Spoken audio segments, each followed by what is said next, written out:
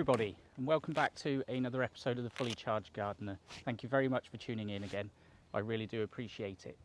Now, about a year ago, I made my first ever video for YouTube with this mower, the STIHL RM 655 RS. Full disclosure before I go any further in this video, this awesome mower was gifted to me by the awesome team at STIHL GB, so thank you very much, guys. It is awesome. When a company gives you something like this, it really is a special thing. Now, I know that there's going to be a few people that say, you know, how can he give an honest review on a machine that he's been given? Well, what I would like to say is just check out this picture here.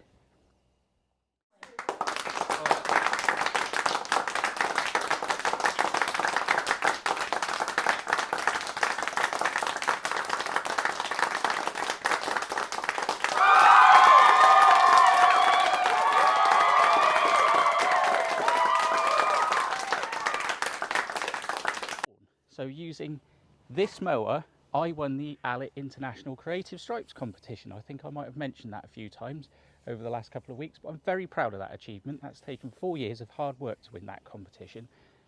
So the machine speaks for itself, really. You know, great quality of cut, great finish, even in the wet, as you can see here. It's been sucking up them leaves. Manoeuvrability with the mono handle. I'm just going to take these off because I'm going to shake, rattle and roll this thing. You know, the manoeuvrability is brilliant with the split rear roller, and this handle makes absolutely no difference. I know a few people in my original video were worried about the strength of this machine because it's only fixed on one side, but it's attached to a quality deck. You can have your traditional handles that are attached to a not so quality deck and they're just going to pop off. This thing is built like a tank. You know? And contrary to what people may believe, and some of the comments I received, I do bump this up and down steps. You know, I'm not precious with it. Yes, I keep it clean, but that's just me. But, you know, this thing is built like a tank. These handles are solid. I've been lucky enough to see the test rigs that they put these machines on, and trust me, they literally test them to destruction. I mean, these are solid bits of kit. But anyway, I'm not going to keep pushing that part. But going back to the mono handle, you know, access to the grass box is so easy. It really is a great design. Now, while we're at the grass box, I just want to talk about this little clamshell design, which makes it really easy to empty the grass box. That's a little bit fiddly, that latch, and originally I was a little bit concerned about how this latch would last, but it's holding up really well. And while we're at this end, I don't know if you can see it, there's a little flippy flappy when you're mowing, that stays up. When it's full, it goes down.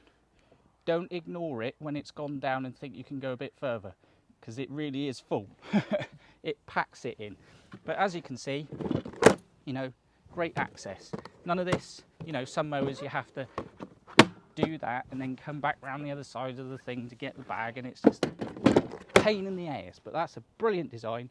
Clamshell. Now, talking about this grass box, actually, there's another great video on this mower by a chap called Jason Gardner, lovely chap, and he made a video about it explaining the difficulties that he's had in emptying into a bag. I don't ever have that issue because I've always just got a wheelbarrow. So what I'll do is put a link to his video in the description, so go and check it out because it's a great video on this machine. Right, coming to the controls, the control center. Now, some people have had an issue with the drive lever because it's the opposite way round to how other manufacturers do it. I haven't had a problem with it. You know, you get used to it after a couple of minutes, it's fine. Now, speaking of other videos, we've got Dave the Lawn Guy, and I'll put a link to his video in the description as well on this machine, where he talks about his issues with this drive lever. And I'm not going to tell you what that issue is. Go check out his video to find out what it is. But for me, you know, it's the same as changing any machine or brand. There's always different quirks and you just get used to it over time. Again, another great feature is the single point height of cut adjustor, which is spring loaded, and it flies up and down nice and easy. Again, 6 cutting heights. What more can I say about that? But overall, I have been so impressed with this machine. I really have. Another great feature while I'm here, do you know, it's really difficult to make a review video without trying to sound like a salesman, but I like the machine, so I'm going to be positive about it. No, I'm not getting paid. So, and the other great thing is you've got 3 heights that you can have it on. I always have it on short arse because I am a short arse. And then if you want to stow it, flip it over. You know, none of these little wing nuts and end up, you know, when you over tighten them and it comes out that little plastic thing. Give me the rage. But look, so simple to fold up. So if you're chucking it in your van or you want it to take up less space in the shed, brilliant design. I absolutely love this piece of kit. So for all those reasons that I've just pointed out here, the other thing I'll do is, the one issue I have had is I had the drive belt slip off once, but I'll show you here just how easy it is to access that.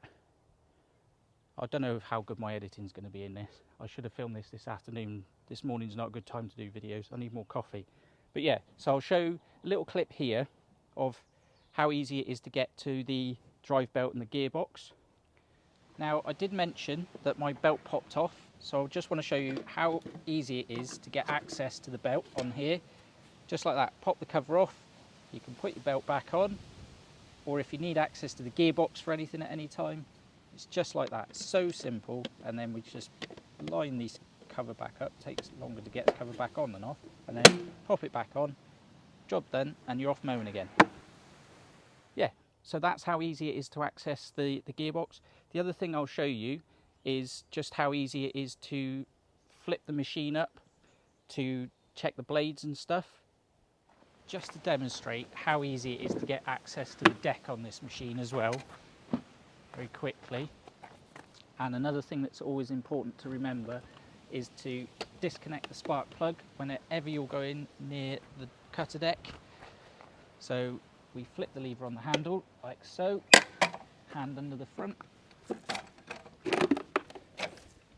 and there we go, instant access to the deck. I'll zoom in quickly so you can just have a look at a year's worth of wear and tear on there. So here we have a year's worth of wear and tear on there. We've got a bit of paint loss. This plastic cover's held up well. I do keep it very clean because I like to look after my machines, but also keeping the underside of your deck clean helps with airflow and grass collection, so it's always worth taking that time to keep it clean. There we go, and I'm just going to flip that back down quickly.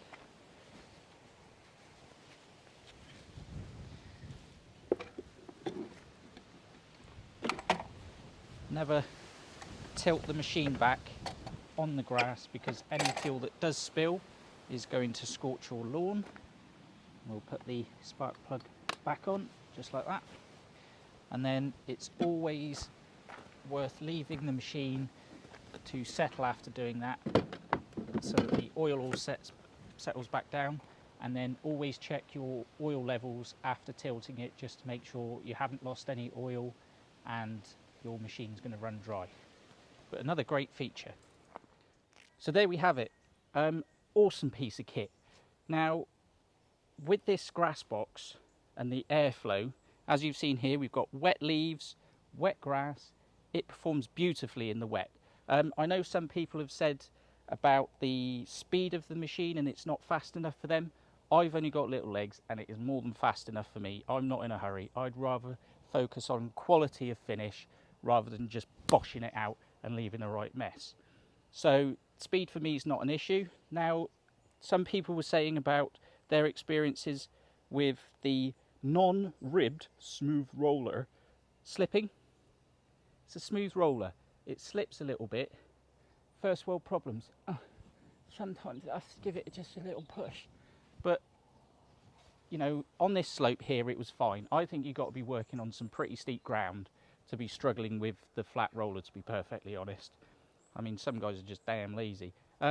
So yeah, which brings me on to the next part of my video, which is the fully charged gardener rating. Now, I'm sure you can all guess which way this is going to go, but let's just give it a quick rundown again. A fully charged rating is a go out and buy it, a half charged battery is a shortlist it, consider it, and a dead battery is a don't touch it, leave it on the shelf and forget about it. This for me gets a fully charged rating. It is a solid piece of kit with some great design features like the mono handle, the grass box instead of a bag, the easy height of cut adjustment, and the finish that it leaves, and its wet weather performance. Fully charged rating 110% from me. And it's not just because I've been given this mower. As I say, it speaks for itself.